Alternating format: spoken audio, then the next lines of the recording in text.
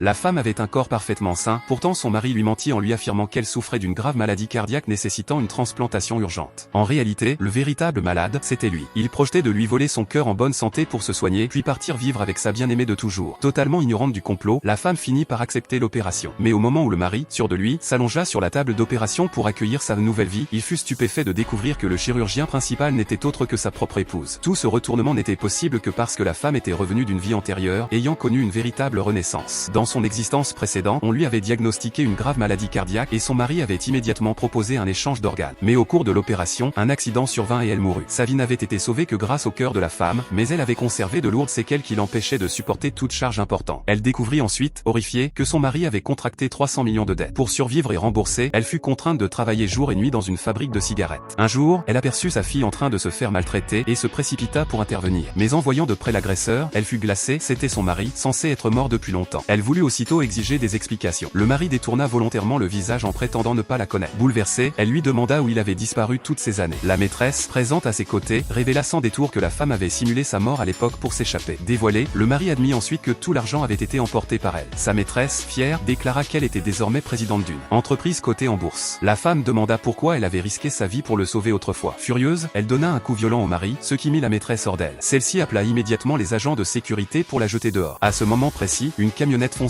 à toute vitesse. La femme n'eut pas le temps d'esquiver et fut percutée de plein fouet. L'instant suivant, elle se retrouva miraculeusement transportée dans le passé, le jour même où on lui avait annoncé sa maladie cardiaque. Son mari joua aussitôt la comédie, faisant mine d'être prêt à sacrifier sa propre vie pour la sauver. Mais elle refusa bruyamment de se faire traiter et insista pour sortir de l'hôpital. Pour éviter qu'elle ne s'enfuit, le mari accepta temporairement. De retour à la maison, elle prépara exprès un repas composé de poissons salés et de viande fumée. Sa belle-mère lui rappela qu'un malade du cœur ne pouvait pas manger des aliments salés. La femme expliqua qu'elle ne pouvait plus en profiter et souhaitait que son mari y goûte à sa place. Le mari savait pertinemment que ces plats aggraveraient sa propre maladie cardiaque, mais pour ne pas éveiller les soupçons, il les mangea quand même. Bientôt, une vive douleur lui transperça la poitrine. La femme, en parfaite santé, lui demanda ce qu'il avait. Le mari dut mentir en disant qu'il était contrarié par des problèmes professionnels. La femme alla ensuite trouver son ancien professeur d'art dramatique, lui raconta tout ce que son mari avait manigancé et le supplia de l'aider à mettre en scène un plan. Les professeurs acceptèrent immédiatement. Le lendemain,